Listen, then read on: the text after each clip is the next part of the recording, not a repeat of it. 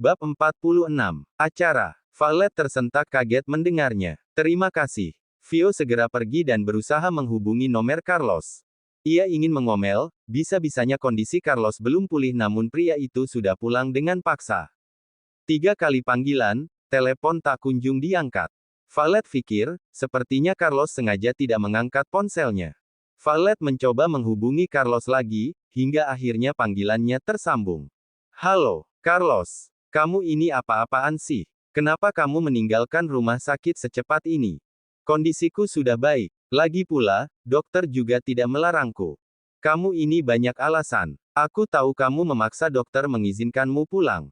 Jangan terlalu khawatir. Aku baik-baik saja, sungguh. Violet membuang nafasnya gusar. Carlos memang keras kepala, nanti siang aku akan datang ke apartemen. Tidak perlu. Sungguh, aku baik-baik saja, Violet. Jangan terlalu khawatir. Meskipun Carlos menolak, Violet tetap akan datang ke apartemennya nanti siang, karena siang ini Violet ada meeting dengan klien-klien baru. Violet juga sudah tidak sabar menunggu hari ulang tahun perusahaan, di mana ia akan membongkar kejahatan John, Della dan Alisa. Violet tidak akan menunda lagi, ia ingin segera mengakhiri kejahatan mereka. Flashback on. 2 hari yang lalu saat kecelakaan. Mobil yang menargetkan Violet kabur dengan kecepatan kencang setelah menjadikan Carlos sebagai korbannya. Mobil hitam itu berhenti setelah menyadari kondisi sepi dan tidak ada yang mengejar mereka. 2 wanita yang ada di dalamnya sebagai dalang di balik kecelakaan langsung kesal dan marah karena mereka salah sasaran. Sialan, kenapa harus ada yang menolongnya, Mom? Sarkas Alisa dengan kesalnya. Mommy juga kesal, harusnya tadi anak itu yang mati, tapi malah ada yang menolongnya. Della juga tak kalah kesal karena ia gagal lagi menyingkirkan Violet, anak tirinya. Alisa memukul setir mobilnya beberapa kali untuk melampiaskan kekesalannya karena lagi-lagi Violet dilindungi orang-orang. Violet memang selalu beruntung. Alisa sangat kesal. Kamu sih, harusnya langsung gaspol, nggak perlu ragu dulu tadi. Della malah menyalahkan anaknya. Mommy kok nyalahin aku? Mommy tadi yang berteriak takut, sampai aku nggak fokus. Sahut Alisa. Della memang ketakutan karena seumur hidupnya baru naik mobil dan seperti sedang menuju maut. Saking cepatnya putrinya mengemudikan mobil hingga membuatnya hampir jantungan dan tidak kuasa untuk tidak berteriak. Untung saja akhirnya ia bisa mengendalikan dirinya dan menutup mata. Sudah, jangan membantah Mommy. Kita harus lakukan cara lain nanti. Sahut Della akhirnya. Rencananya untuk menabrak Violet sudah gagal, sekarang ia tidak ingin berdebat dengan putrinya. Violet menepati janjinya untuk datang menjenguk Carlos di apartemen pria itu. Kau itu nekat sekali, ucap Violet. Aku bosan di rumah sakit. Lagian, kau lihat kondisiku baik-baik saja kan? Sahut Carlos.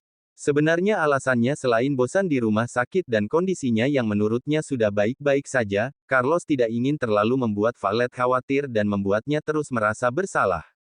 Kamu sungguh sudah membaik? Tanya Violet, mereka duduk di ruang tamu. Percayalah, aku baik-baik saja. Violet akhirnya mengangguk percaya. Secara medis kondisi Carlos memang seharusnya masih butuh penanganan, tapi Carlos keras kepala ingin tetap keluar dari rumah sakit.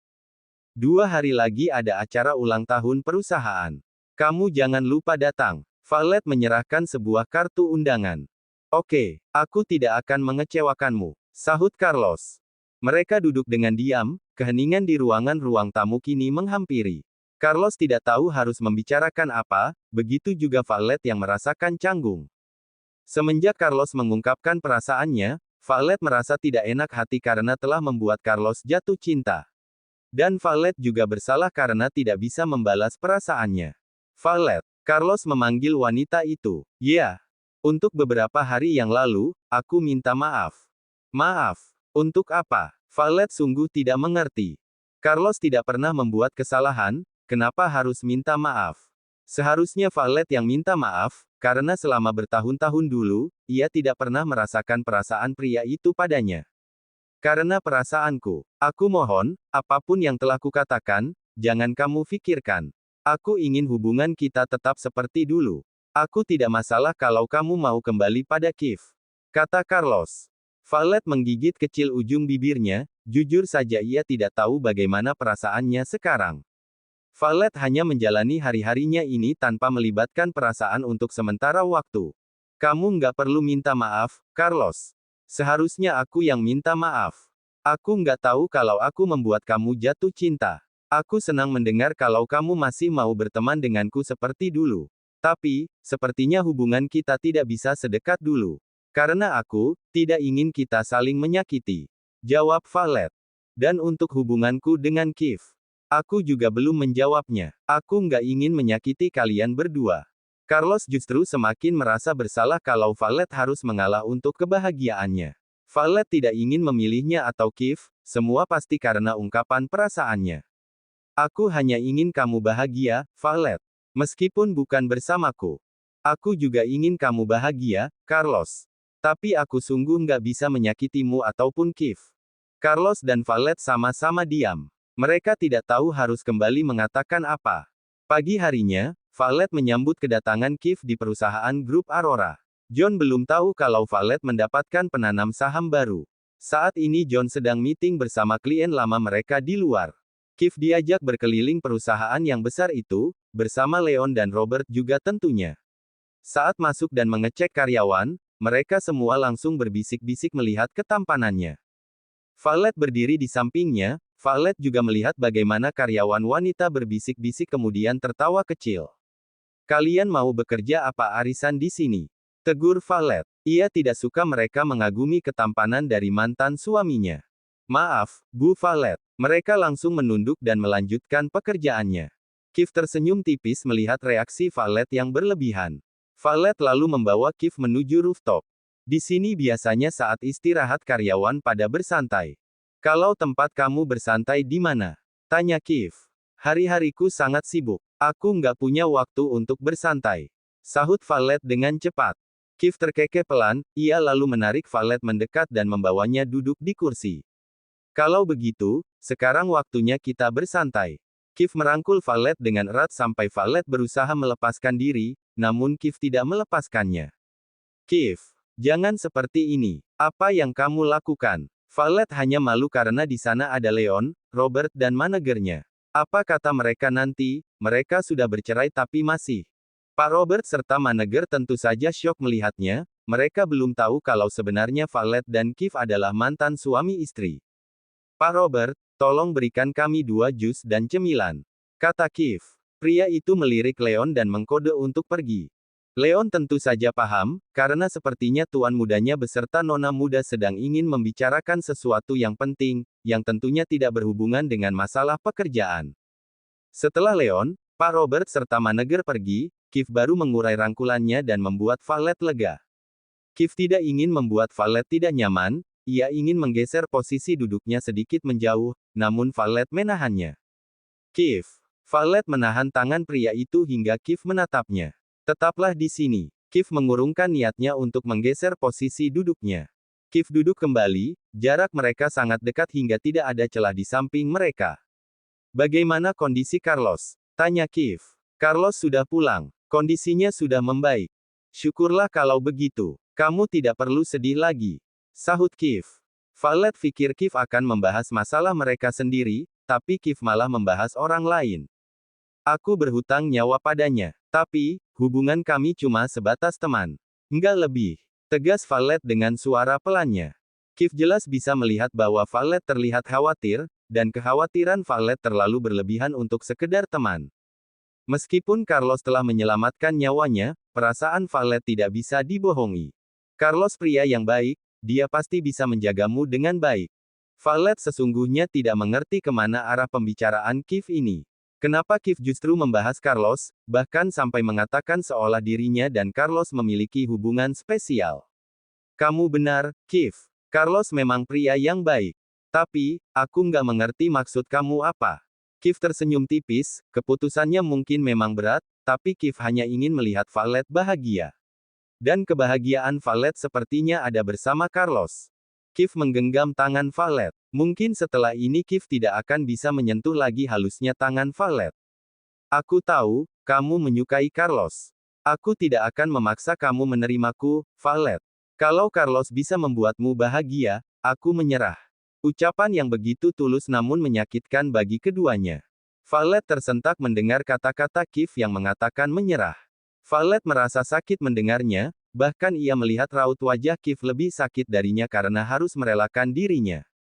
Violet menarik tangannya, ia menundukkan tubuh bertumpu di atas lutut dan siku.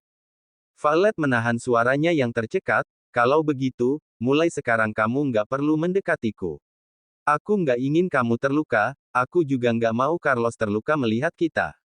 Ucap Violet dengan lirih, namun jarak yang dekat tentu Kif bisa mendengar dengan jelas. Kif menyenderkan punggungnya di senderan kursi kayu. Kif paham ucapan Violet yang menegaskan ia harus menjauhi wanita yang berstatus sebagai mantan istrinya.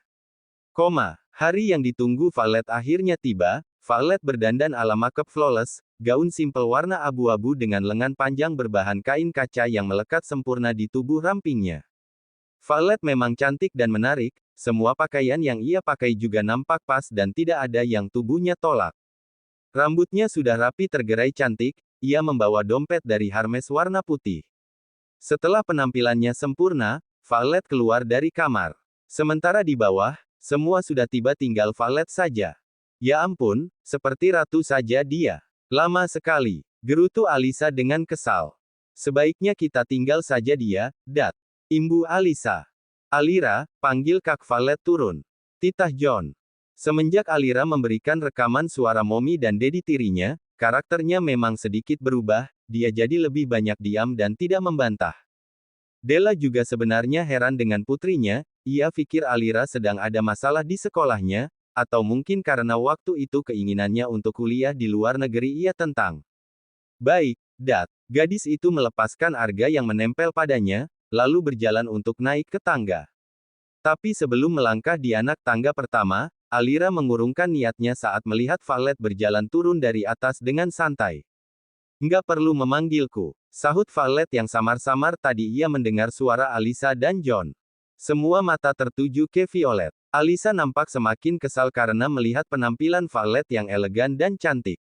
Dari segi apapun, Violet memang lebih cantik dan unggul. Jauh di atas Alisa. Kamu pikir kamu ratu, hingga kami harus menunggu selama ini. Ketus Alisa. Violet mengedikkan bahunya acuh. Aku nggak menyuruh menunggu. John tidak ingin ada perdebatan lagi, ia segera melerai kedua putrinya. Sudah, tidak perlu berdebat. Sekarang kita pergi. Kita ini tuan rumah, jangan sampai terlambat.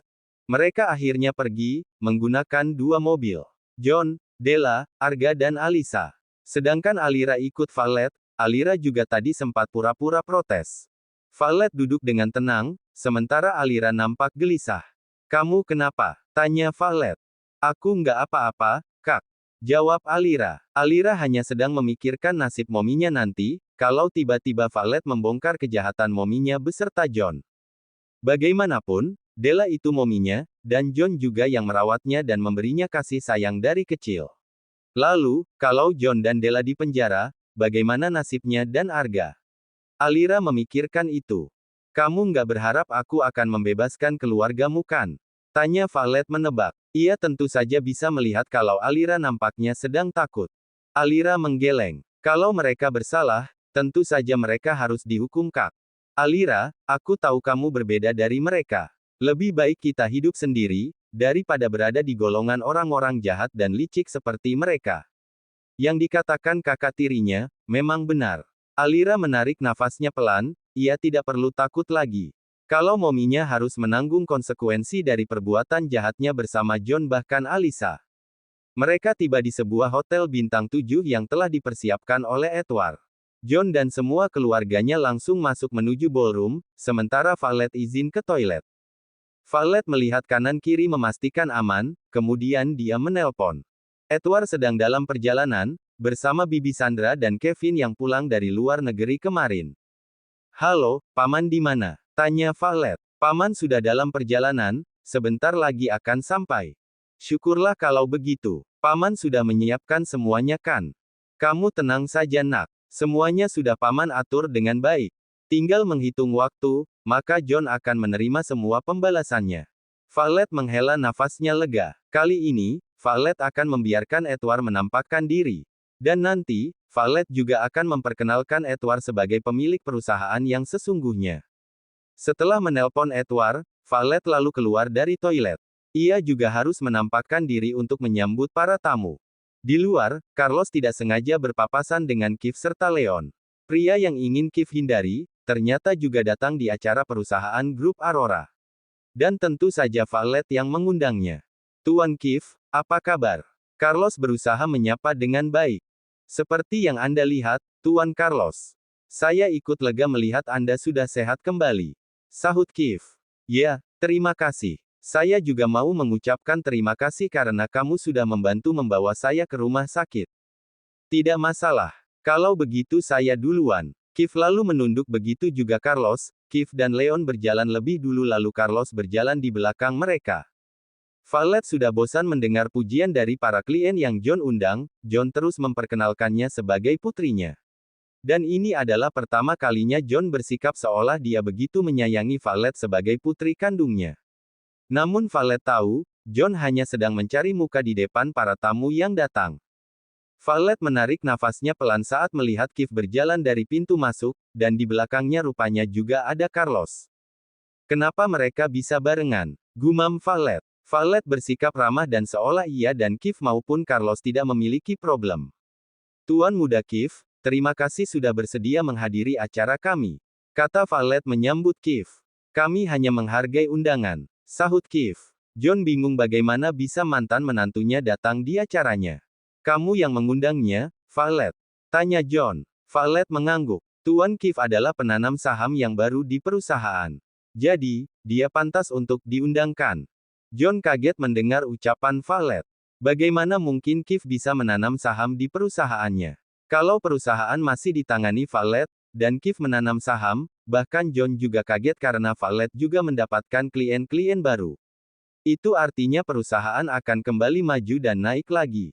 Kiev serta Leon masuk ke dalam, Carlos ganti yang Valet sapa. Kamu sudah sehat. Terima kasih sudah hadir di acaraku. Kata Valet, ia tersenyum tipis dan bersikap ramah. Ya, sama-sama. Selamat untuk perusahaanmu. Terima kasih banyak, Carlos. Silakan menikmati jamuannya, kata Valet. John tidak tahu siapa Carlos, karena terakhir ia bertemu pria itu saat dulu sering membantu Valet untuk kabur dari rumah. Sekarang ia lupa wajah Carlos yang berubah lebih tinggi dan tampan. Siapa pria itu? Tanya John. Temanku, ketus Valet. Bersambung. Bab 47. Kejutan. Sedangkan Alisa dan Della, mereka sedang berbincang-bincang dengan para istri konglomerat. Della juga mengenalkan putrinya kepada anak-anak pengusaha, siapa tahu ada yang menyukai Alisa. Acara dimulai oleh seorang MC yang berdiri di atas panggung, lalu mempersilahkan tamu-tamu untuk duduk di kursi yang mengelilingi meja bundar telah disediakan.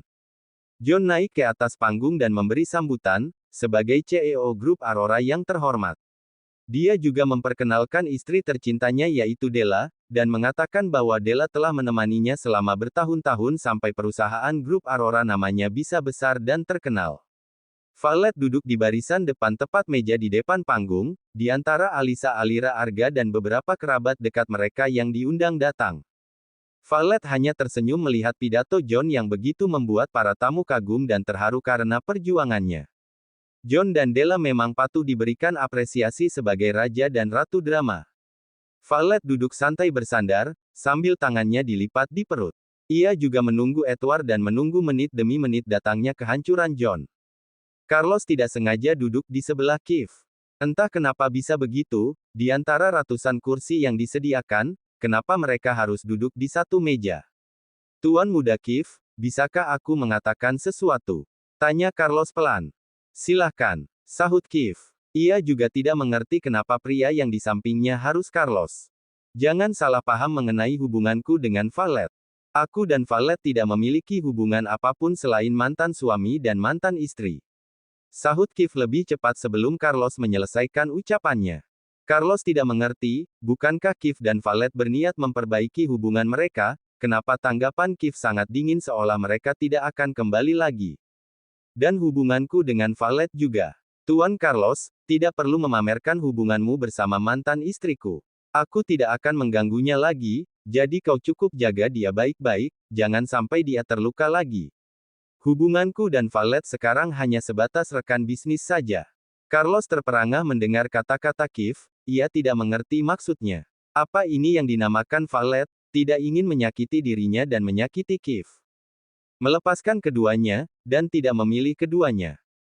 Aku ingin memperkenalkan putriku, Violeta Aurora Anderson. Dia yang akan menggantikan posisiku kelak saat aku pensiun. Kemarilah nak. John menatap Violet. Violet berdiri, tentu saja Alisa sangat kesal karena Violet lah yang diangkat menjadi penerus CEO, bukan dirinya. Violet naik ke atas panggung, tampilannya yang elegan dan wajahnya yang cantik membuat para pengusaha muda berbisik-bisik kagum.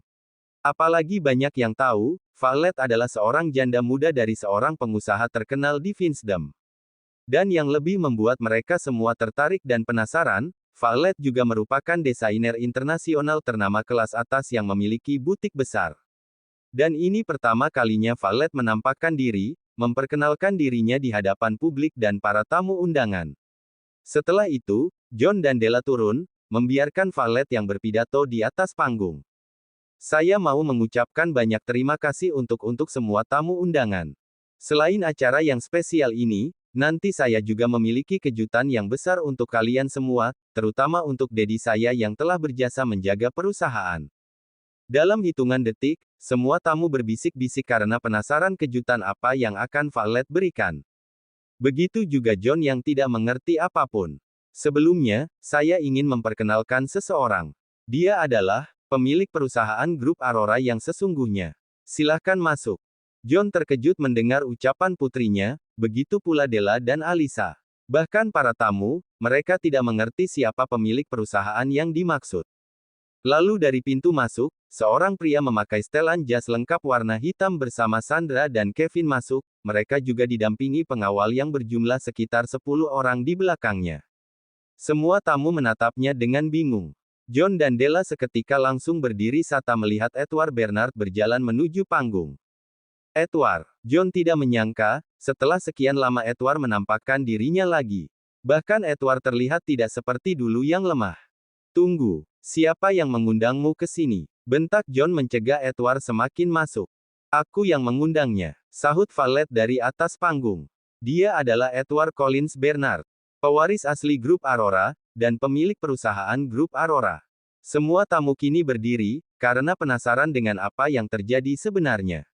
John sudah menduga, kalau kembalinya Violet ke rumah pasti karena ada alasan tertentu. Dan terbukti sekarang, putrinya bekerja sama dengan Edward untuk merebut perusahaan grup Aurora. Tapi John tidak takut, karena semua aset ada di tangannya. Kau mau pergi atau kupanggil petugas untuk mengusirmu? Ancam John. Edward tertawa sumbang mendengar ancaman John. Setelah sekian lama aku tidak bertemu kakak iparku. Apakah begitu caramu menyambutku kakak ipar? Tanya Edward. Ia begitu berbeda dari beberapa tahun yang lalu. John tidak segan lagi untuk menelepon pengawal bahkan petugas keamanan. Mereka datang, namun tidak ada yang berani menangkap Edward. Saya yang membayar kalian. Cepat usir benalu ini, bentak John. Mereka tidak akan bergerak. Violet turun dari panggung, dan berjalan dengan santai seraya bertepuk tangan melihat kelakuan John yang bahkan seperti dihina oleh anak buahnya sendiri. Bagaimana ayahku tercinta? Apakah kekuasaan masih membuatmu melayang? Apa maksudmu nak? Tanya John pura-pura tidak mengerti. Baiklah, sudah saatnya kita lihat pertunjukannya. Kejutan untuk Dedi dan semua tamu. Pak Robert, berikan kejutannya sekarang. Aku ingin dadiku segera melihatnya. Titah Violet. Pak Robert segera melakukan tugasnya, merogoh saku jasnya lalu mengeluarkan sebuah remote control kecil. Ia menekan tombolnya dan tiba-tiba sebuah layar besar di atas panggung menyala. Dimulai dari rekaman suara Della dan John, satu persatu terputar yang membuat John, Della, Alisa dan semua tamu syok dan kaget mendengar dan melihatnya. Bahkan saat Alisa serta Della yang membakar butik, lalu mereka juga yang berusaha mencelakainya beberapa hari yang lalu. Dan korupsi yang dilakukan John dan selama bertahun-tahun di perusahaan. Semua bukti terbaca dan terlihat oleh semua tamu. Dasar anak pengkhianat, bentak John dengan amarahnya. Ia ingin mencekik putrinya yang kurang ajar, namun Edward segera menarik Violet dan memberikan pukulan untuk John sampai pria itu tersungkur. Sementara Alisa dan Della ketakutan karena mereka juga terseret. Jangan beraninya menyentuh anak dari kakakku yang telah kau tindas dan kau bunuh, John Anderson. Bentak Edward dengan marah. John tersungkur, kemudian dia berdiri lagi. Kau pikir kau itu siapa? Kau bukan lagi pemilik harta kekayaan ini. Semua harta dan aset adalah milikku. Sahut John takkan kalah. Alira segera memeluk adiknya yang nampak bingung dan ketakutan dengan situasi panas yang terjadi. Apalagi Arga masih kecil, Alira takut mentalnya terganggu karena melihat dadinya dipukul bahkan mereka saling adu mulut. Bahkan semua tamu dan klien yang mengenal John, tidak menyangka kalau ternyata John sejahat itu. Pria itu sangat licik dan jahat, menindas keluarganya sendiri bahkan menghabisi istri dan berusaha melenyapkan anaknya demi harta. Semua aset yang kuberikan pada Valet itu palsu. Kau pikir kalian bisa menipuku? Aku tidak semudah itu kalian kelabui. John tertawa puas dan seolah mengejek. Sementara Edward justru yang tertawa karena John ternyata sangat bodoh karena tidak bisa membedakan mana aset yang asli atau palsu. John, kupikir kau itu cerdas dan licik. Tapi ternyata, kau sangat bodoh. Daddy pikir aku ini bodoh. Aku juga tidak mungkin semudah itu percaya dengan orang licik sepertimu. Apa maksud kalian? Hah? Bentak John. Valet tertawa karena John sepertinya panik. Meski begitu, John tetap bersikap sombong seolah dia masih memiliki kekuasaan. Kalian membayar orang untuk membuat surat-surat aset palsu. Asal Anda tahu, surat-surat yang Anda terima dari orang itu adalah yang palsu, karena kami sudah menukarnya. John terperanjat kaget mendengarnya. Ia tidak percaya ucapan Valet. Mana mungkin asetnya telah ditukar? Kau mau menipu dadimu sendiri. Sarkas John. Valet tertawa. Apa Anda sedang membicarakan diri Anda sendiri? Siapa yang menipu? Siapa yang jahat? Aku hanya mengambil apa yang seharusnya milikku. Tegas Valet. Dan sekarang John yakin kalau memang semua aset telah berada pada Valet. John tidak menyangka Valet ternyata memiliki semua bukti kejahatannya, dan John sekarang tidak memiliki apa-apa. John Anderson, sudah saatnya kamu menerima semua hukuman dari perbuatanmu. Kau sudah melakukan kejahatan, membunuh kakakku yang statusnya adalah istrimu sendiri, otakmu itu di mana? Hah? Kakakku sudah berkorban banyak bahkan menguasai harta untuk hidup bersamamu. Tapi kau malah membunuhnya dan memilih janda anak dua. Kau bahkan menindas putri kandungmu sendiri. Membuat putrimu hidup sendiri sampai harus bekerja keras sendiri untuk mencapai cita-citanya. Dan kau juga berusaha untuk menghabisi putrimu juga. Aku akan menghabisinya karena dia sudah membelot. Sebelum kau menghabisi Valet, maka kau yang lebih dulu kuhabisi. Bentak Edward. Beberapa petugas kepolisian masuk, membuat Alisa dan Della langsung bergidik ketakutan. Permisi, Tuan John, Nyonya Della, dan Nona Alisa. Mari ikut kami ke kantor polisi untuk menjelaskan semua perbuatan kalian. Beberapa polisi menghampiri Della dan Alisa, mereka langsung menahan Alisa. Aku nggak bersalah. Alisa mundur, namun seorang Bupolwan langsung menangkap tangannya. Sementara Della, ia langsung berlari dan menghampiri Valet. Valet, ibuku telah mengabdi selama puluhan tahun di keluarga Bernard. Saya mohon, jangan bawa kami ke penjara. Semua ini bisa dibicarakan baik-baik. Aku ini juga ibumu. Della berusaha memohon, ia menarik tangan Valet namun Valet segera menepisnya. Ibumu memang sudah mengabdi pada keluarga Bernard. Tapi kakek dan nenekku telah membalasnya dengan menyekolahkanmu sampai lulus kuliah. Apa kau lupa itu, Nyonya Della? Kau memohon padaku. Kau memohon maaf pada seorang anak yang ibunya telah kau habisi. Valet berkata lantang dengan menekan. Valet tidak habis pikir di mana pemikiran Della. Della terperanjat kaget mendengar ucapan Valet, meskipun Della membenci Valet, tapi ia tidak ingin dipenjara. Momi janji Valet, Momi akan memperbaiki kesalahan Momi. Momi akan menjadi ibu yang baik untukmu. Della terus memohon. Kamu lupa, setelah ibumu meninggal, aku yang menggantikan posisinya, aku yang menjadi ibu sambungmu. Valet, apa kamu tega melihatku di penjara? Della meraih tangan Valet lagi dan berusaha memohon maaf.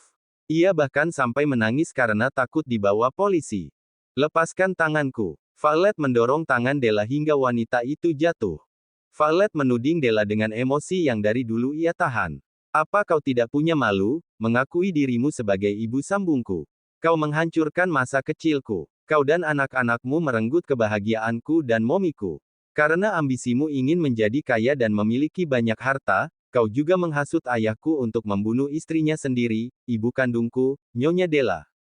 Sekarang kau meminta belas kasihan dari seorang anak yang ibunya telah kau bunuh. Della menangis mendengarnya. Ia ingin semua iba padanya, tapi sayang, justru semua tamu yang mengenal mereka merasa jijik dan tidak menyangka keluarga terpandang seperti John bisa melakukan kejahatan sekeji itu pada istri dan anaknya sendiri. Nak, aku ini ayah kandungmu. Kau mau melihat ayahmu di penjara. Ayah minta maaf. John berlutut di depan Valet. John tidak ingin dipenjara, mendekam dan tidak memiliki apapun. Kau lebih bersalah dari dia. Kau lebih keji dan kejam. Karena kau yang telah membunuh ibuku. Bentak Valet.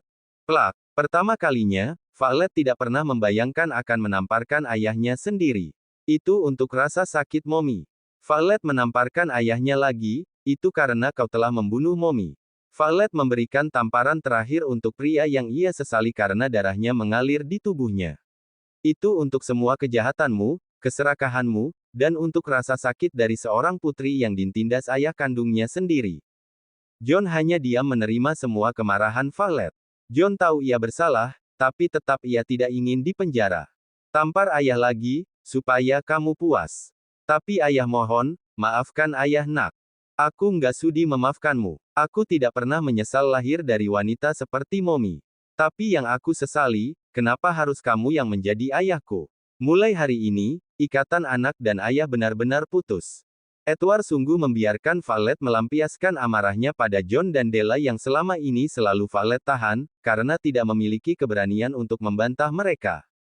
Pak, tangkap mereka. Tita Edward yang tidak bisa menunggu lebih lama lagi. John sepertinya salah karena berusaha membujuk Valet, nyatanya Valet tidak akan pernah memaafkannya. Saat polisi mendekat, John melihat ada pistol di saku salah satu polisi.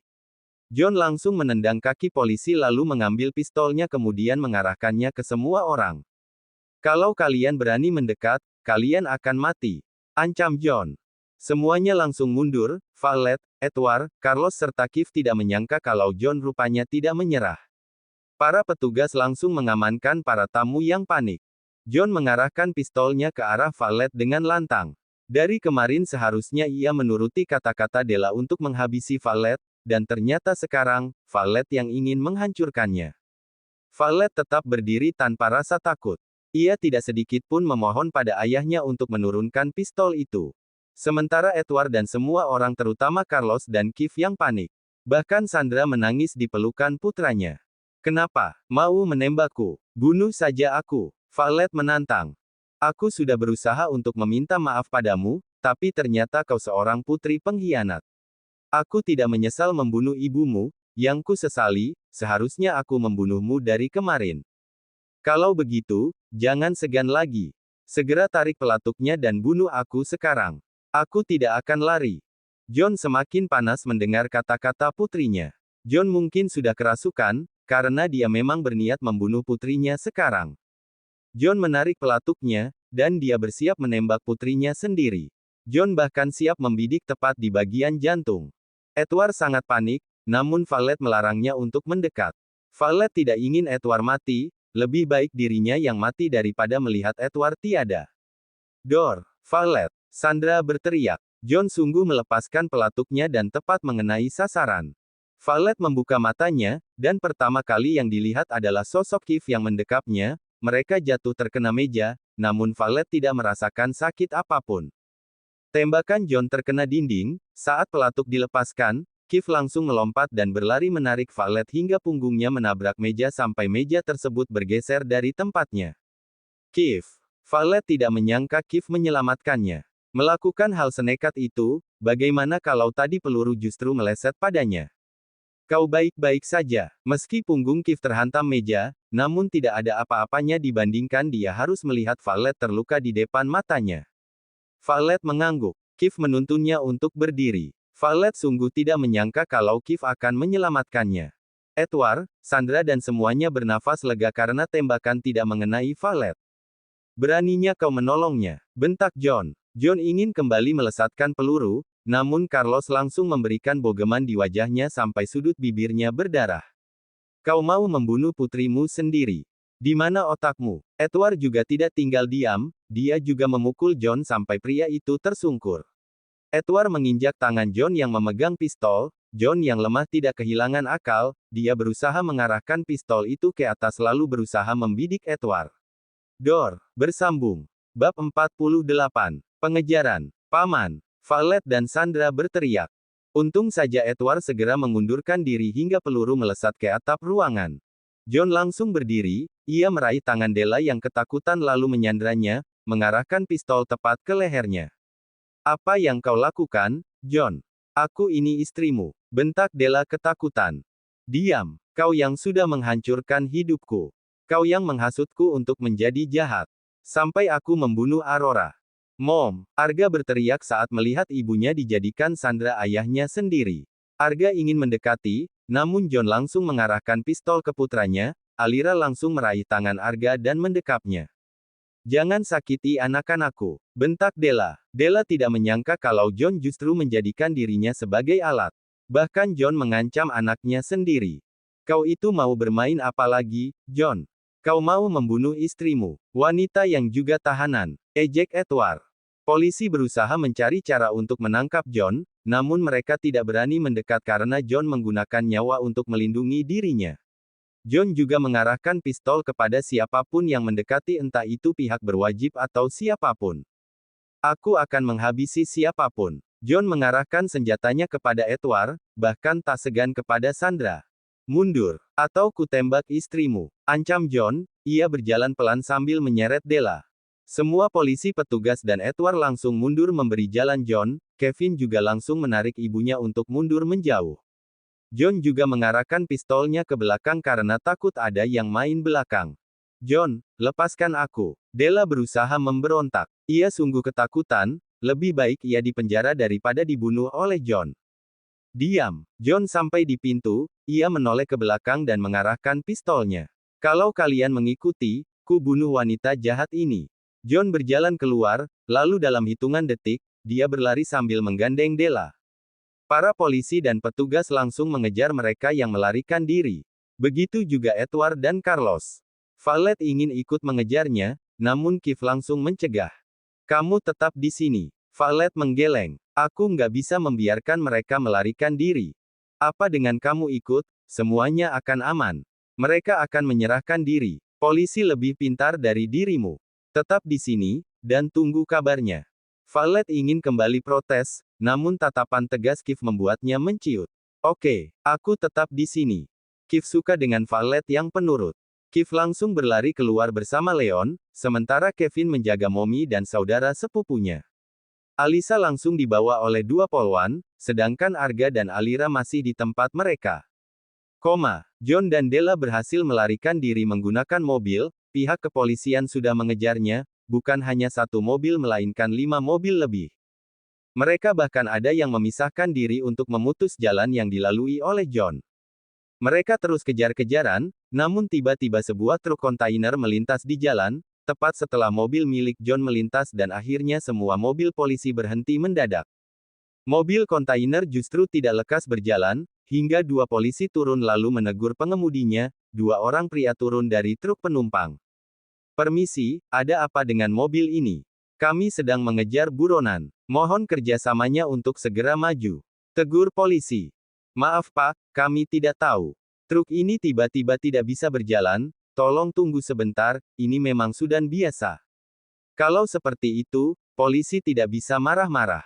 Mereka segera menelpon rekannya baik di kota maupun desa untuk menutup akses jalan, terutama untuk yang tujuan keluar kota harus dicek satu persatu di setiap mobil yang lewat.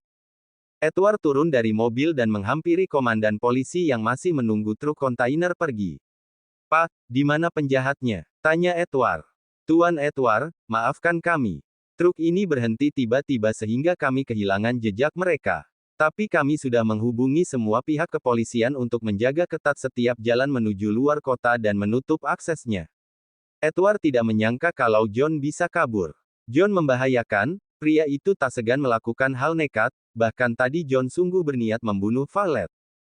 Baik kalau begitu, tolong, jangan berhenti mencari mereka. Saya ingin mereka ditangkap dan dihukum seberat-beratnya. Baik Tuan, kami akan berusaha untuk menangkap mereka. Edward lalu pergi dan menyerahkan semuanya pada polisi. Akhirnya truk kontainer kembali hidup, Setelah truk pergi, polisi kembali melajukan mobilnya namun mereka kehilangan jejak. Setelah menyusuri sekitar jalanan, mobil milik John tidak ditemukan. Edward kembali ke hotel di mana Valet dan istrinya masih berada tadi. Edward juga bertemu Keith serta Carlos. Edward menghampiri Keith lalu menepuk pundaknya. "Terima kasih sudah menolong Valet," kata Edward. Sekarang Edward tahu seberapa besar cinta mereka. Keith dan Valet memisahkan diri untuk memperbaiki diri mereka masing-masing. Hanya saja sekarang, Edward masih ragu akan Keith yang pernah mencampakkan Valet. "Paman, bagaimana?" Valet berlari dan menghampiri Edward. "John dan Della kabur. Tapi kamu tenang saja, pihak polisi dan anak buah Paman tengah melakukan pencarian, bahkan mereka menutup semua akses jalan untuk mencari John." Valet tidak bisa lega kalau John belum ditangkap. John sangat licik dan nekat. Valet takut John melakukan hal gila menyakiti keluarga Edward. 3 hari berlalu, John serta Della juga tak kunjung ditemukan. Mereka seakan hilang bak di telan bumi, namun para polisi dan orang-orang yang Edward maupun Keith utus untuk mencari mereka, sepertinya menduga kalau mereka menyembunyikan diri di suatu tempat rahasia. Edward dan komandan polisi serta Valet saat ini sedang berdiskusi. Polisi juga menanyakan apa ada rumah atau villa yang kemungkinan dijadikan tempat persembunyian mereka. "Aku nggak pernah tahu kalau John membeli villa. Tapi kalau villa keluarga ada beberapa." Valet langsung memberikan alamatnya. Villa itu dibeli saat mominya masih hidup. Valet tahu karena setelah dibangun mereka sering menginap untuk liburan. Beberapa rekan polisi langsung bergerak cepat menuju alamat villa yang Valet tuliskan. Sambil menunggu kabar keberadaan John serta Della, Valet juga fokus pada butik. "Paman, mulai hari ini, Kevin harus bisa menangani perusahaan." Edward juga memikirkan demikian, meskipun Edward belum terlalu tua, namun anaknya sudah dewasa dan besar. Jadi Edward ingin bersantai di rumah bersama istrinya. "Paman setuju saja kalau Kevin menjadi CEO. Tapi, kamu bagaimana nak?" "Aku ingin fokus di butik saja." Valet datang ke perusahaan bersama Edward dan Kevin. Valet juga meminta pada Pak Robert untuk mengumpulkan semua karyawan.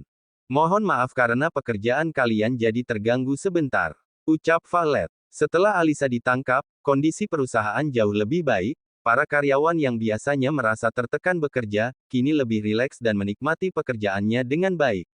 "Saya ingin memperkenalkan CEO baru di grup Aurora. Dia adalah Kevin, adik saya. Saya berharap kalian bisa bekerja dengan baik di bawah kepemimpinannya." Karyawan tidak ada yang protes, mereka bertepuk tangan untuk menyambut CEO barunya. Namun, karyawan pikir setelah John ditangkap, Valet yang akan memimpin. Mereka sudah terlanjur nyaman bekerja di bawah kendali Valet. "Bu Valet, maaf saya lancang bertanya. Tapi, Bu Valet masih tetap di sini kan?" tanya seorang karyawan staf definisi keuangan. "Kalau Bu Valet tidak di sini, kami sangat sedih Bu." "Benar itu. Kami mohon ya, Bu Valet tetap berada di sini." Mereka berseru untuk menahan Valet. Valet, Kevin dan Edward tersenyum melihatnya. Edward bisa melihat kalau Valet pasti telah melakukan banyak hal di perusahaan terutama pada karyawan, sampai mereka beramai-ramai sedih dan menahannya. "Saya tidak bisa lagi menangani perusahaan. Saya tidak cocok, karena saya lebih suka menjadi desainer.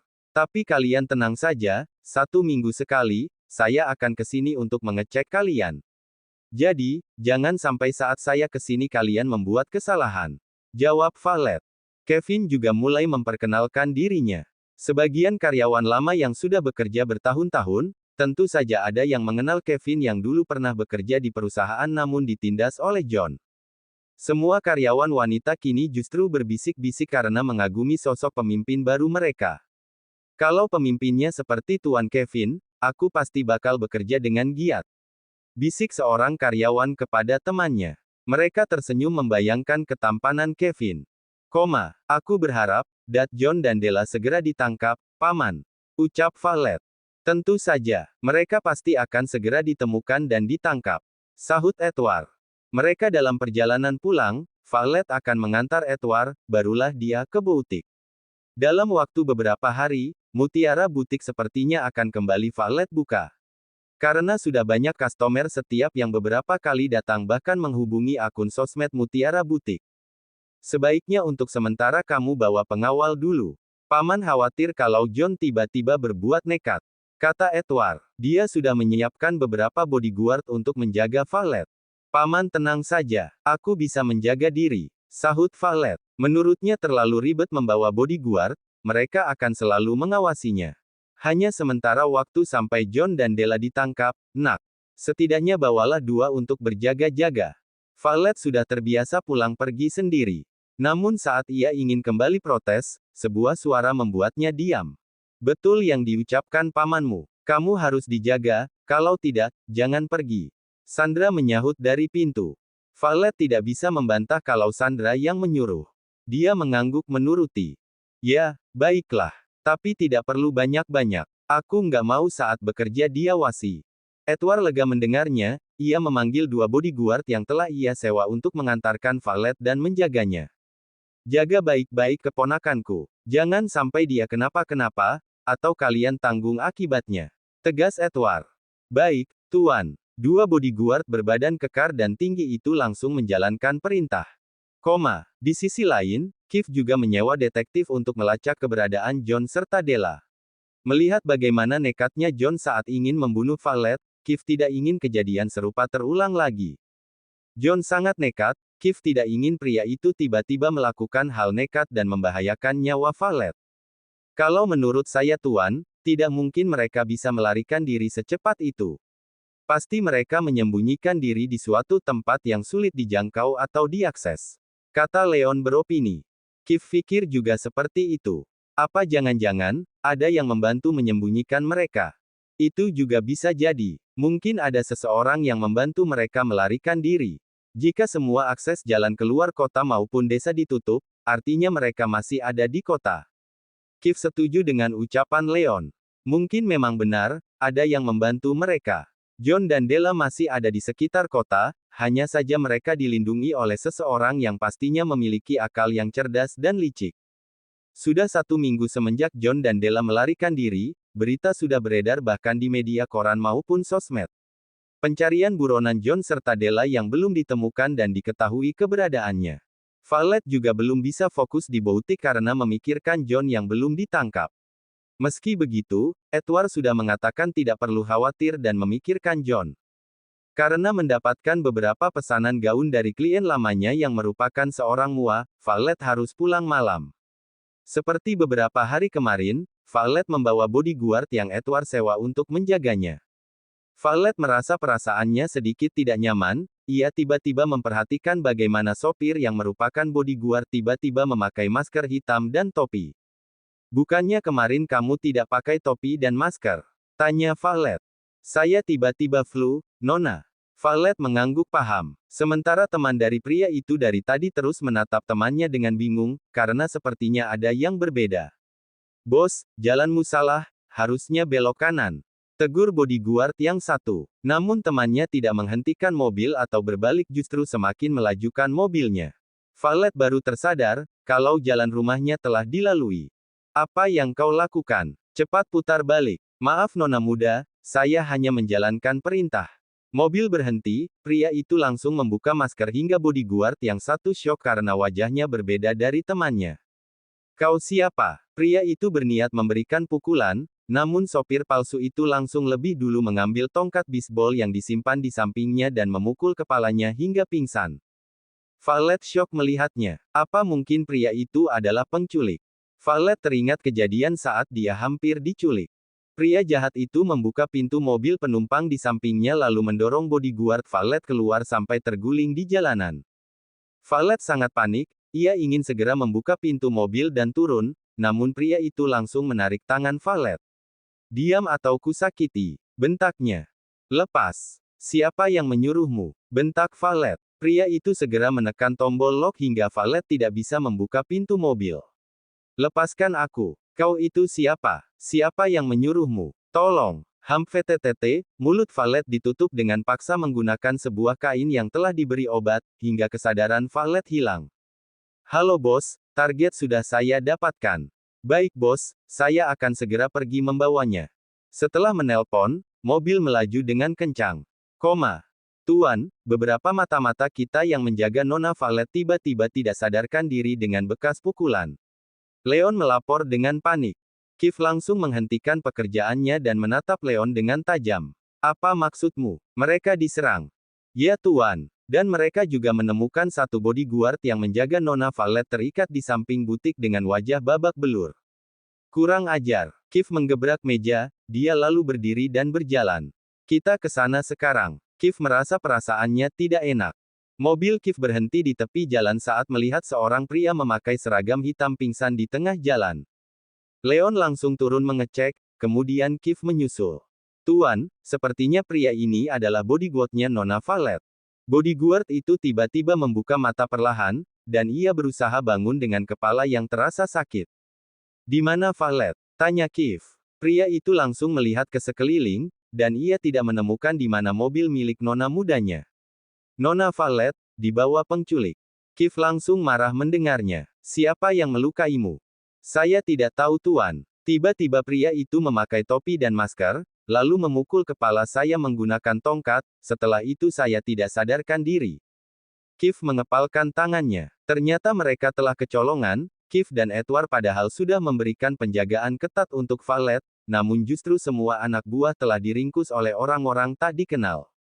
Sebuah mobil hitam berhenti di depan mereka. Kemudian Edward dan para pengawal turun, berjalan cepat, ia langsung memberikan bogeman pada bodyguard yang diutusnya. Menjaga satu gadis saja kau tidak bisa. Kau lihat, keponakanku sekarang diculik. Apa kerjamu dan anak buahmu? Dasar tidak becus. Bentak Edward dengan marah. Pria bernama Tommy yang merupakan bodyguard yang dibawa Valet langsung memohon ampun. Maaf Tuan, saya benar-benar lalai. Pria itu tiba-tiba memukul kepala saya menggunakan tongkat. Saya sudah berusaha menghindari, namun akhirnya saya pingsan. Edward sungguh ingin menghabisi Tommy, namun ia tidak bisa melakukan itu karena yang terpenting sekarang adalah menyelamatkan Valet. Edward kemudian mendekati Kiev yang nampak diam-diam mengamati situasi. Mereka masuk jebakan, kata Edward entah apa maksudnya. Bersambung. Bab 49. Rencana penyelamatan. Halo bos, Edward dan pria itu tahu kalau kita telah menculik Nona Valet. Kata seorang pria yang bersembunyi di balik pohon tidak jauh dari tempat Edward dan Kiev. Biarkan saja, segera pergi dari sana sebelum tertangkap. Dan ingat, kalau kau sampai ketahuan, jangan sebut namaku. Mengerti? Baik bos. Setelah menelpon pria itu langsung memasukkan ponselnya ke saku celana lalu melangkah pelan. Namun naasnya, baru saja membalik badan, dua pria telah menghadangnya di belakang dengan ekspresi menakutkan. Kiev memukul belakang kepala pria itu secara tiba-tiba dan membuat pria itu tidak sadarkan diri. Edward langsung merogoh sakunya dan mencari ponsel. Ia mengambilnya kemudian mencari nomor sosok bos misterius yang dimaksud. Bagaimana paman? Tidak ada namanya, hanya nama bos besar saja. Dasar sialan. Kita tidak tahu siapa yang membantu John kabur. Kita tunggu kabar darinya kalau begitu. Sahut Kiev. Kiev menyuruh Leon dan anak buah Edward untuk membawa pria tak sadarkan diri itu untuk disandra. Sementara Carlos, saat ini sedang mengikuti sebuah mobil hitam yang diyakini adalah mobil milik Valet. Lebih cepat. Jangan sampai kita kehilangan jejak. Titah Carlos. Baik Tuan. Mobil semakin cepat melaju. Carlos kemudian mengambil ponsel dan menghubungi Kiev. Aku sedang mengikuti mobil yang membawa Valet. Orang itu sepertinya tahu kalau sedang diikuti. Kirim lokasimu saat ini. Carlos mematikan telepon dan mengirim lokasinya saat ini pada Kiev. Kiev dan Edward langsung menuju di mana Carlos masih mengikuti mobil Valet yang semakin cepat. Sementara di dalam mobil Valet, pria itu semakin cepat menginjak pedal gas dan terus melihat spion. Bos, mereka masih terus mengikuti. Saya harus gimana? Terus jalan jangan sampai berhenti. Di depan nanti, sudah ada pertolongan. Pria itu bernafas lega lalu semakin bersemangat. Pria itu dulunya seorang pembalap mobil internasional yang terlibat narkoba, lalu ditahan di penjara selama 5 tahun yang membuat keluarganya hancur, lalu terjun ke dunia bawah dan menjadi anak buah dari seorang mafia. Sementara Valet, sebenarnya ia tidak pingsan, saat pria itu membekap mulutnya, Valet menahan nafas dan pura-pura pingsan. Valet juga sempat mengirim tombol darurat pada Edward, dan Valet juga tahu, di belakang Carlos mengikuti mobilnya. Valet diam-diam meraih ponselnya yang terjatuh di bawah, lalu memasukkannya ke dalam saku celana dengan pelan supaya pergerakan kecilnya tidak terlihat. Di depan ada perempatan, mobil valet langsung mengambil satu jalur di mana mobil dengan jenis yang sama melaju di jalur yang berbeda. Lalu tak lama, beberapa mobil berhenti di depan mobil valet, pria itu segera menghentikan mobilnya lalu turun. Valet bingung, apa Carlos yang menghadangnya? Valet membuka matanya, ia melihat kursi kemudi tidak ada orang. Di mana pria itu? Lalu pintu di sampingnya dibuka. Bangun. Kau pikir kau bisa menipuku dengan pura-pura pingsan? Dek, jantung Valet seperti berhenti berdetak mendengarnya, jadi dari tadi ia pura-pura pingsan pria itu tahu. Valet membuka matanya lalu bangun. Saat pria itu mendekat, Valet menendang dadanya menggunakan sepatunya hingga pria itu jatuh mundur. Valet membuka pintu sampingnya yang lain, kemudian turun dan melarikan diri. Suara teriakan pria itu membuat banyak pengawal yang turun dari mobil langsung menoleh, namun mereka tidak ada yang bergerak. Baru sebentar berlari, Valet melihat ada mobil yang melaju ke arahnya, ia segera melambaikan tangan supaya mobil itu berhenti. Valet juga tidak melihat lagi mobil milik Carlos, sepertinya mereka telah membuat rekayasa di jalan yang membuat Carlos kehilangan jejak. Tolong aku. Mobil itu berhenti di depannya, Valet lalu berjalan ke pintu dan mengetuknya beberapa kali. Valet tidak bisa mengandalkan Carlos Kiev maupun Edward sekarang, jumlah orang-orang yang sepertinya komplotan penculik itu terlalu banyak. Pintu penumpang belakang terbuka, lalu muncul sosok pria tinggi dan tampan. Valet terperangah melihat pria itu. Kamu kenapa, Valet? Pria itu bertanya dengan santai. Mereka mau menculikku. Tolong aku. Valet sebenarnya tidak menyangka akan bertemu lagi pria di hadapannya. Pria itu menatap orang-orang yang memakai pakaian serba hitam. Apa kalian hanya diam saja? Jangan takut, sayang. Mereka anak buahku. Valet terperanjat mendengarnya. Jadi kau yang merencanakan semua ini. Anak buah Carlos menghentikan mobilnya saat melihat 3 mobil dengan tipe yang sama melaju di jalur yang berbeda. Tuan, kita harus lurus atau belok yang mana? Sialan. Carlos mengumpat. Kalau begini ia bisa kehilangan jejak Valet. Belok kanan saja. Carlos sepertinya yakin bahwa mobil Valet belok kanan, meskipun perasaannya sedikit tidak yakin. Dia lupa menghafal plat nomor milik Valet. Suruh anak buahmu di belakang mengambil jalur yang berbeda. Baik tuan. Setelah menghubungi anak buahnya, mobil Carlos langsung melaju dengan cepat. Carlos sudah menyusuri jalanan itu, namun akhirnya ada tembok besar di tengah jalan dan Carlos melihat mobil yang serupa milik Valet berhenti. Carlos langsung turun dan berlari mengecek, namun di dalam mobil tidak ada siapapun. Sialan, mereka menipuku. Carlos mengepalkan tangannya. Hubungi anak buahmu sekarang. Tak lama, mobil Kiev dan Edward tiba di belakang Carlos sesuai yang Carlos kirim. Carlos langsung berlari menghampiri Kiev serta Edward. Di mana mereka? Tanya Kiev. Mereka mengelabuiku. Mereka sengaja lewat di jalan perempatan dan menggunakan jenis mobil yang sama. Di dalam mobil itu tidak ada siapapun. Baf. Dua bogeman mendarat di pipi kanan kiri pria yang sudah tak bertenaga itu. Sampai aku mati pun, aku tidak akan memberitahu siapa bosku. Ujar pria itu yang terlihat sudah lemah, sudut bibirnya berdarah, wajahnya babak belur. Ia duduk di sebuah kursi kayu dan diikat. Kiev mengepalkan tangannya, hajar dia lagi. Anak buahnya langsung menuruti hingga kondisi pria itu benar-benar tragis. Kalian, tidak akan, bisa menemukan gadis itu. Bosku, sudah mengetahui rencana kalian.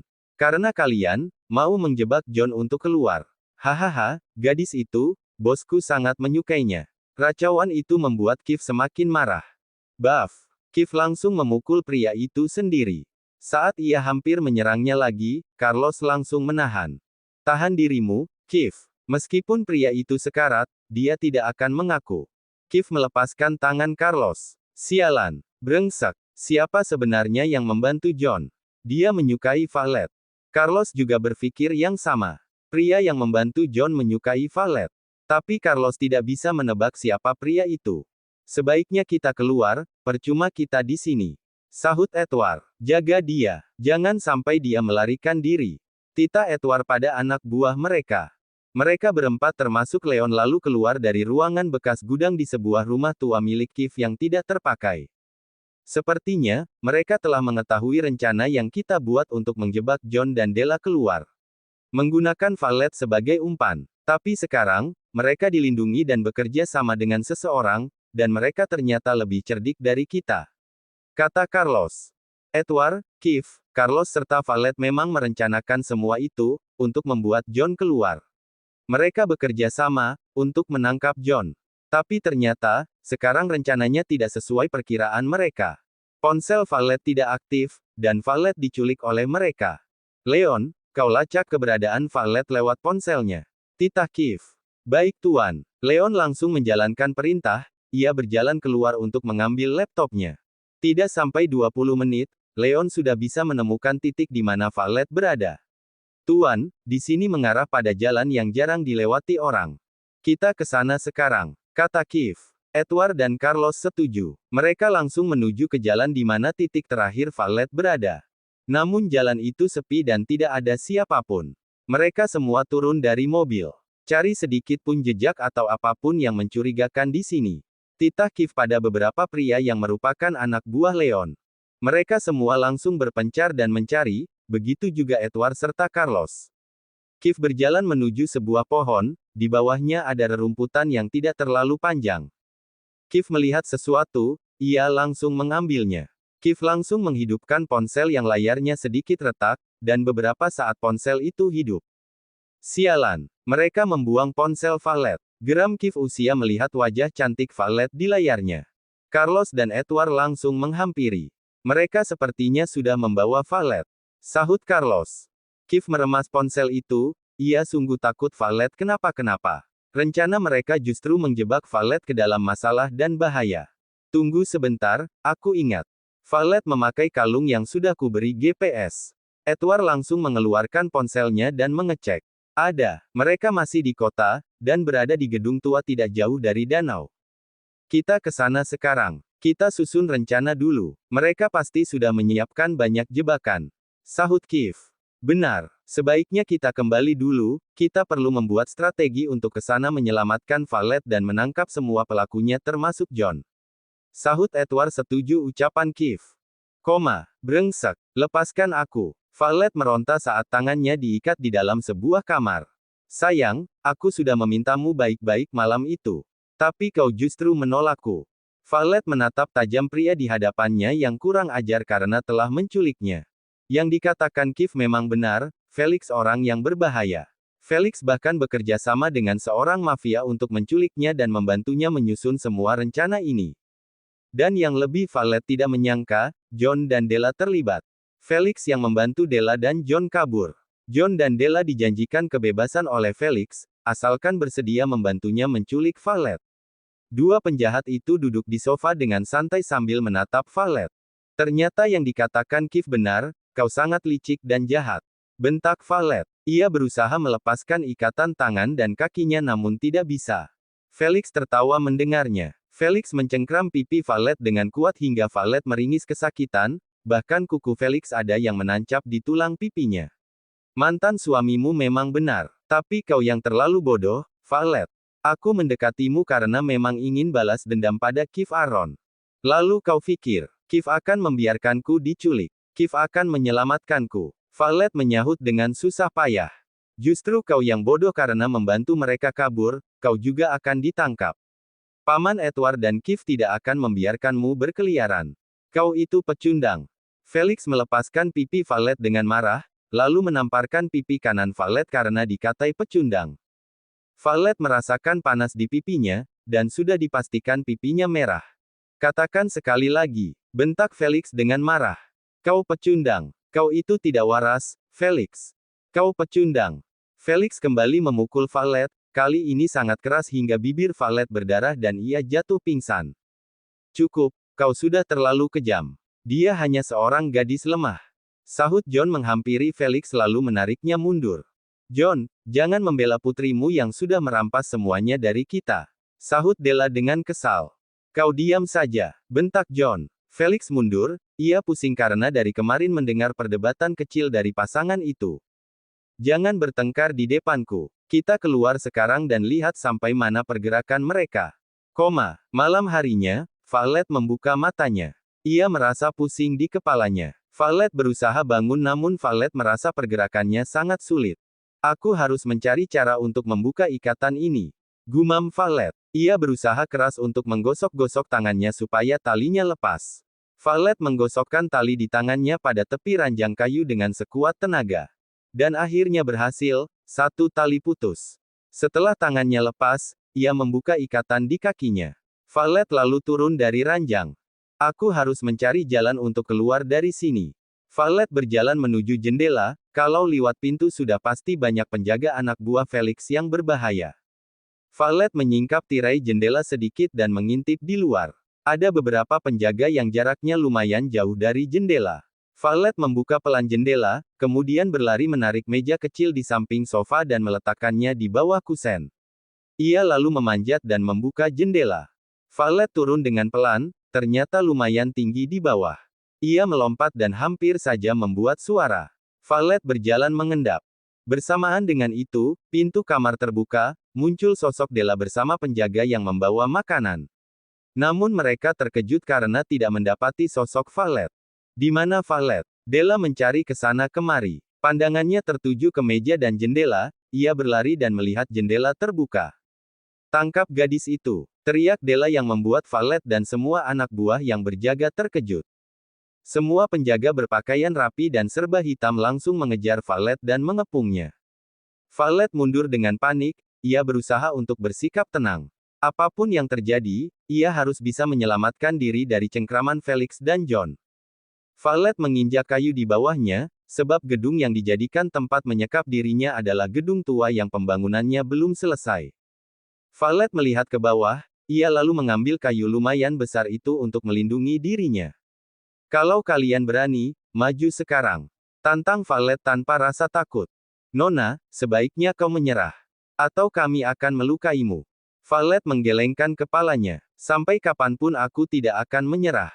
Lalu, salah satu dari mereka ada yang mengeluarkan sesuatu dari saku celananya. Violet membelalakan matanya saat melihat senjata api di tangan pria itu. Aku bukan pria yang lembut, Nona. Kau menyerah atau kutembak sekarang juga. Violet menelan ludahnya susah payah. Kalau ia menyerah, bagaimana dengan Edward Carlos dan Keith yang mencarinya? Aku nggak peduli, bentak Violet. Pria itu sungguh tertantang dengan gadis seperti Violet, yang memiliki keberanian luar biasa. Menghadapi orang-orang jahat tanpa rasa takut dan gentar. Turunkan senjatamu, Max. Sahut sebuah suara. Pria bernama Max yang merupakan anak buah dari dunia bawah menoleh, lalu menurunkan senjatanya saat tatapan tajam Felix mengarah padanya. Felix mendekati Violet, namun Violet menolak. Violet justru mengangkat kayunya dan memukul Felix dan mengenai dahinya, karena pria itu tidak bersiap menghindar. Felix mengusap dahinya yang berdarah dan melihat nodanya. Kau pantas mendapatkannya, kata Violet, meskipun ia sedikit takut karena melihat tatapan mengerikan dari pria itu. Felix menatap Violet dengan ekspresi menyeramkan, mata gelapnya seakan begitu dendam pada Violet, padahal Felix dendam pada Keith. Namun karena ditolak Violet, membuat Felix berubah semakin jahat dan licik. Bersambung. Bab 50. Perseteruan. Plak, plak. Felix menamparkan pipi Violet kanan-kiri, lalu menambahinya lagi hingga kedua pipi Violet memar. Violet tidak bisa menjaga keseimbangan tubuhnya hingga jatuh di bawah. Felix lalu menginjak satu punggung tangan Violet dan menggerakkan sepatunya menekan dengan kuat, hingga membuat Violet kesakitan dan berusaha mendorong sepatu Keith dengan tangannya yang bebas. Aku sudah baik tidak kasar padamu, tapi kau berani melawan. Bentak Felix. Kau biadab, teriak Violet dengan amarahnya. Daf. Felix menendang perut Violet tanpa belas kasihan hingga Violet merasa sakit luar biasa, karena efek dari keguguran waktu itu masih ada. Violet terjatuh dan memegang perutnya. Violet merasa tidak sanggup lagi untuk bertahan. Felix bukan hanya menendangnya satu kali, namun beberapa kali, bahkan wajahnya sudah memar. Violet akhirnya tidak sadarkan diri. Dasar lemah. Felix menyeringai. Ia mundur lalu menundukkan tubuh dan mengangkat tubuh Violet. Felix tidak akan membiarkan anak buahnya menyentuh Violet sedikitpun. Jaga dia baik-baik, jangan sampai dia kabur lagi. Tita Felix setelah meletakkan Violet di atas ranjangnya di kamar yang sama. Perketat penjagaan di depan jendela. Kalau perlu, buat jendela tidak bisa dibuka. Kau, Felix menunjuk satu pengawal. Panggil dokter kemari. Felix melihat wajah Violet yang polos lemah dan babak belur karena memar akibat tamparan pukulan darinya. Sayang sekali, kau harus menolakku dan melawanku. Padahal aku bersungguh-sungguh menyukaimu, bukan semata karena kau adalah mantan istrinya Kiev dan Kiev masih mengejarmu. Felix melihat sebuah kalung yang Violet pakai, ia menyentuh liontin itu, dan Felix merasa ada sesuatu. Ia menarik kalung Violet hingga lepas lalu membantingnya hingga sebuah mata kecil hancur. Kalian pikir bisa menemukan Violet? Sebelum kalian tahu tempat ini, Violet harus menjadi milikku. Gumam Felix dengan seringai liciknya. Felix sepertinya punya ide, sekarang pasti Kiev sedang kelimpungan mencari Violet. Bagaimana kalau ia sedikit memberikan pria itu hadiah supaya sedikit panas? Kiev Edward dan Carlos bahkan tidak ada yang beranjak sedikit pun dari rumah tua milik Kiev. Mereka sedang menyiapkan strategi untuk mengepung tempat yang penculik gunakan menyandra Violet. Mereka akan mengepung tempat itu, sehingga Felix tidak bisa berlari. John juga menghubungi polisi dan melaporkan semua kejadian yang menimpa Violet. Besok, kita langsung ke sana. Tapi ingat, tetap berjaga-jaga karena mereka pasti telah berjaga-jaga juga. Tita Edward. Carlos dan Kiev mengerti yang dimaksud Edward. Ting. Suara ponsel Kiev berdenting, ia mengeceknya dan melihat ada pesan dari nomor tak dikenal. Kiev mengerutkan keningnya seraya membuka pesan tersebut. Matanya langsung menyala tajam dan tangannya terkepal kuat. Kurang ajar, beraninya mereka melukai Violet. Bentak Kiev setelah melihat video wajah Violet yang memar bahkan sudut bibirnya mengeluarkan darah yang hampir kering. Wajah Violet bahkan terlihat pucat. Mendengar ucapan Kiev, Edward serta Carlos langsung mengalihkan tatapannya. Ada apa dengan Vio? Tanya Carlos. Kiev lalu menunjukkan videonya yang membuat Edward dan Carlos kaget. Mereka tidak menyangka kalau wajah cantik dan mulus Violet berubah seperti petarung MMA yang baru selesai lomba. Kiev menelpon pengirimnya, namun tidak bisa. Karena pengirim itu hanya bisa menghubunginya, namun tidak bisa ditelepon. Aku tidak bisa menunda lagi, kita selamatkan mereka sekarang. Kiev berdiri. Ia begitu emosi seakan darahnya mendidih melihat wanita yang dicintai disiksa begitu kejam. Kiev, jangan gegabah. Aku tahu Violet saat ini membutuhkan pertolongan. Tapi, jangan sampai kita menjadi umpan mereka. Sahut Edward. Carlos sejujurnya juga marah karena melihat Violet seperti itu. Tapi yang dikatakan Edward benar. Kiev menggebrak meja untuk melampiaskan kemarahannya, karena melihat kondisi Violet sekaligus kelalaiannya sampai Violet harus terperangkap di tangan musuh. Pagi harinya, Kiev Edward serta Carlos sudah siap untuk menyerang dan menyelamatkan Violet. Mereka membawa banyak anak buah yang dilatih khusus ilmu bela diri, tidak banyak membuang waktu mereka langsung menuju ke tempat di mana Edward sudah mendapatkan titik keberadaan Violet. Hampir perjalanan 1 jam, mereka berhenti di jalan tidak jauh dari sebuah gedung terbengkalai yang belum siap jadi 100%. Sepertinya memang itu alamatnya, kata Edward. Mereka semua langsung turun dari mobil, begitu juga para anak buah yang berjumlah puluhan orang. Kiev, kau pergilah lewat pintu samping. Carlos, kau lewat pintu belakang, dan aku akan lewat depan sekaligus mengalihkan perhatian para penjaga. Kata Edward. Mereka setuju. Kiev dan Leon membawa beberapa anak buah begitu juga Carlos dan Edward. Mereka langsung berjalan berpencar karena sebelumnya mata-mata Edward sudah mencari tahu titik-titik pintu di gedung tersebut secara diam-diam semalam. Kiev berjalan pelan, Leon melihat situasi di dekat pintu samping yang ternyata ada beberapa penjaga. Satu anak buah Leon membawa tongkat, mereka berjalan lebih dulu, dengan pelan dan susah payah tidak membuat suara. Ia memukul leher belakang seorang pria yang membelakanginya, lalu satu pria lagi hingga pingsan. Satu temannya menyadari itu, sebelum menyerang, anak buah Leon langsung mengayunkan tongkatnya hingga mengenai kepala pria itu lalu jatuh pingsan. Bos, aman. Pria itu melambai Kiev serta Leon memberitahu kalau situasi aman. Kiev masuk secara diam-diam dan terus melihat suasana di mana banyak pria berpakaian hitam menjaga dengan ketat. Anak buah Kiev langsung meringkus beberapa penjaga yang sedang berjaga, sementara Leon dan Kiev langsung masuk ke dalam. Begitu juga Carlos yang harus melewati banyak penjaga di belakang, ternyata penculik itu menjaga tempat dengan sangat ketat. Orang-orang yang dibawa Carlos langsung menyerbu para penjaga yang tiba-tiba melihat mereka. Suara perkelahian tentu saja membuat banyak penjaga Felix langsung mengepung, namun mereka juga harus terlibat dengan anak buah Kiev yang juga tiba-tiba muncul. Sementara Carlos dan Kiev langsung mencari jalan untuk mencari Valet, dan Leon membantu anak buahnya yang bertarung. Suara adu tenaga itu tentu saja terdengar sampai di telinga Felix, John dan Della yang sedang duduk di sebuah ruangan yang didesain seperti ruang tamu. John dan Felix sedang bermain catur, tiba-tiba salah satu anak buah Felix yang hampir menembak Valet muncul. "Bos, kita telah diserang." Felix langsung menoleh. Ia menghidupkan layar berbentuk LED di dinding, dan melihat CCTV ruang bawah. Mereka langsung berdiri. "Kau pergilah dan siapkan jetnya sekarang. Aku akan membawa Valet pergi," suruh anak buah di bawah untuk menahan mereka. "Jangan sampai Kiev dan yang lainnya menemukan Valet lebih dulu," titah Felix. Dia kemudian meraih mantel dan memakainya.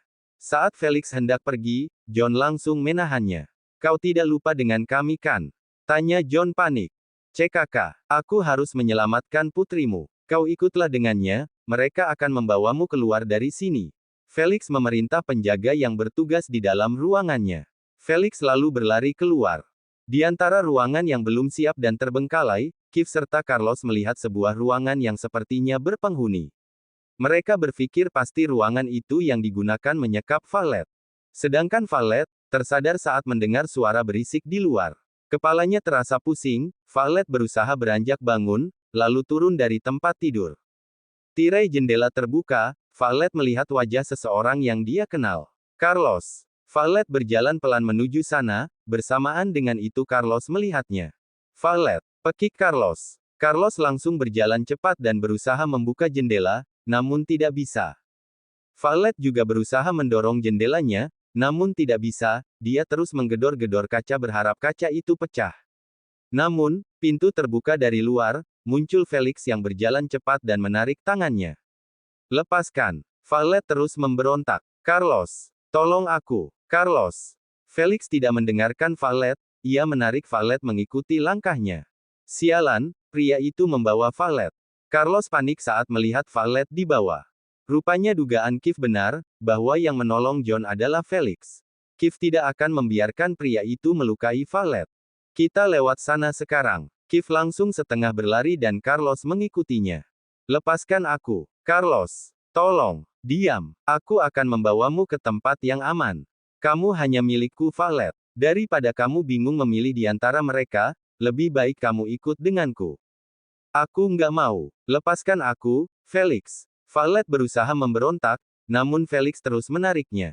"Itu mereka," teriak Carlos. Valet menoleh ke belakang, ia melihat Carlos. Valet langsung menggigit tangan Felix dengan kuat dan menginjak kakinya.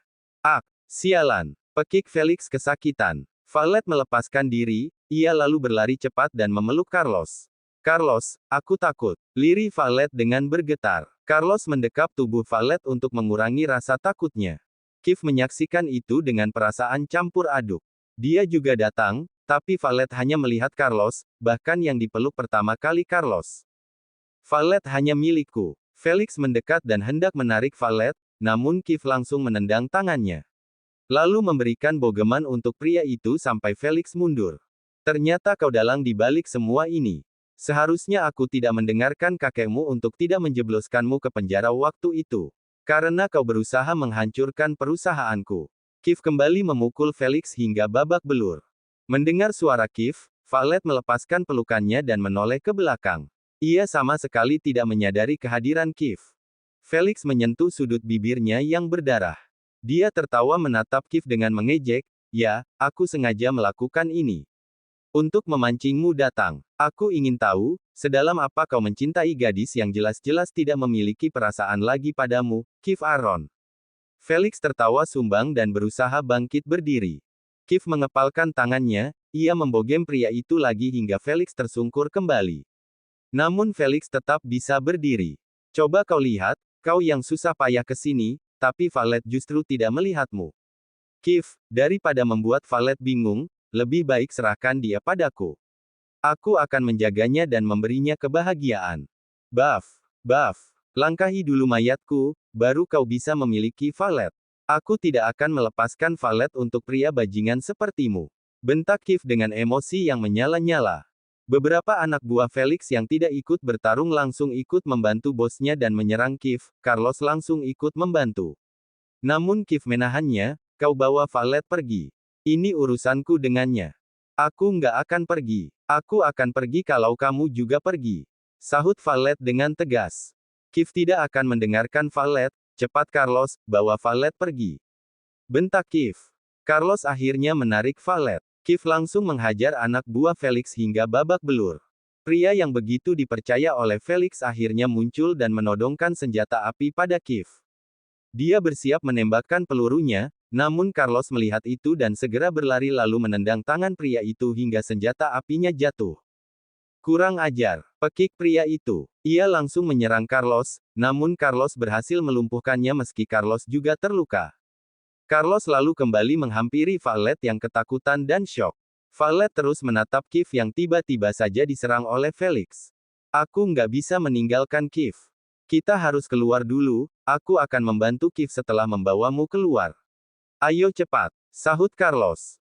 Kiev mendapatkan pukulan di wajahnya hingga babak belur, Valet berteriak saat menoleh ke belakang. Valet langsung berlari dan menghampiri Kiev yang jatuh, begitu juga Felix yang seperti sudah lemah. Kiev. Valet menyentuh pipi pria itu. Ia tidak tega melihat wajah dan kondisi Kiev. Kiev membuka matanya dan bangun, apa yang kau lakukan? Cepat pergi dari sini. Bentak Kiev hingga membuat Valet kaget. Aku nggak akan meninggalkanmu, sahut Valet dengan tegas. Kalian tahu perlu saling meninggalkan, karena sebentar lagi tempat ini akan hancur. Sahut Felix yang berusaha bangkit lalu tertawa. Kiev menatap Valet dengan tajam. Pergi dari sini Valet, atau aku nggak akan pernah mau melihatmu lagi. Valet meneteskan air matanya. Ia melihat pancaran mata Kiev bukan hanya kesal, marah saja, namun semuanya. Kiev membawa Valet berdiri, lalu mendorongnya sampai membentur tubuh Carlos. Felix meraba sesuatu di belakangnya, milik anak buahnya yang tadi jatuh. Suara tembakan ke atas membuat Valet, Carlos dan Kiev kaget. Mereka langsung menatap Felix. Ia mengarahkannya menodongkannya pada Valet. Tidak ada siapapun yang boleh pergi. Kalau aku tidak bisa memilikimu, maka mereka semua juga tidak bisa. Kiev mengepalkan tangannya, ia berlari lalu menendang kaki Felix namun pria itu bisa menghindar. Felix lalu menodongkannya pada Kiev yang jatuh tepat di bawahnya. Kiev. Valet berteriak, ia ingin berlari namun Carlos menahannya. Carlos yang akan menolong Kiev, namun justru Kiev memberikan kode isyarat untuk tidak mendekat. Edward dan yang lainnya datang bersama juga dengan polisi yang sudah meringkus John dan Della di pintu belakang. Mereka tidak berani mendekat, karena Kiev dalam bahaya. Satu polisi diam-diam muncul di belakang Felix lalu menembak kakinya. Namun, Felix justru melepaskan bidikannya ke arah Valet. Carlos langsung membalik Valet dan memasang badan di depannya. Tapi Carlos tidak merasakan apapun, karena Kiev tiba-tiba saja berdiri di hadapan Felix.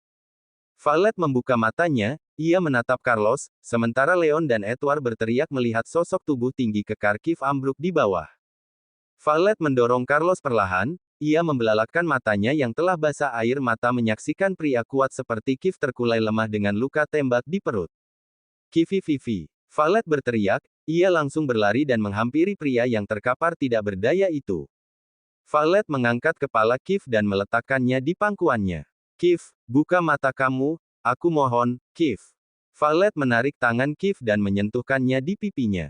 Kiev belum sepenuhnya hilang kesadaran, ia membuka matanya perlahan kala mendengar suara merdu yang terdengar bergetar dan menangis. Valet berusaha tersenyum saat melihat Kiev membuka matanya. Aku tahu kamu pasti baik-baik saja. Aku tahu kamu pasti mendengarkanku. Harusnya kamu nggak perlu melakukan itu. Kenapa kamu mengorbankan nyawamu, Kiev? Valet menangis, ia begitu sakit melihat kondisi Kiev. Bahkan kaos putih yang dikenakan di bagian perut telah merembes darah. Sementara Felix tertawa mendengarnya, ia ambruk karena luka tembakan di kaki. Lalu polisi langsung menangkap Felix dan mengamankan benda ilegal yang pria itu pegang. Dendamku terbalaskan. Kiev akan mati, Valet. Seharusnya kau berterima kasih padaku, Valet. Aku sudah membawamu keluar dari rasa gundah dan dilema, antara Carlos ataukah Kiev. Felix lalu tertawa, ia berusaha memberontak saat polisi menangkapnya. Suara gemuruh bangunan dari arah belakang mulai terdengar. Cepat kita keluar, bangunan ini akan segera runtuh, kata Edward. Edward dan Carlos serta Leon langsung mendekati Kiev dan mengangkatnya. Nak, kau keluarlah cepat. Kami akan membawa Kiev. Beberapa polwan langsung menggiring Valet untuk segera meninggalkan gedung tua itu. Valet terus melihat ke belakang, ia sungguh merasa bersalah pada Kiev. Setelah Valet beserta orang-orang yang membawa Kiev keluar, bangunan benar-benar runtuh dan beberapa anak buah Kiev masih ada yang terjebak dan mungkin tertimpa reruntuhan di bawah. Bersambung.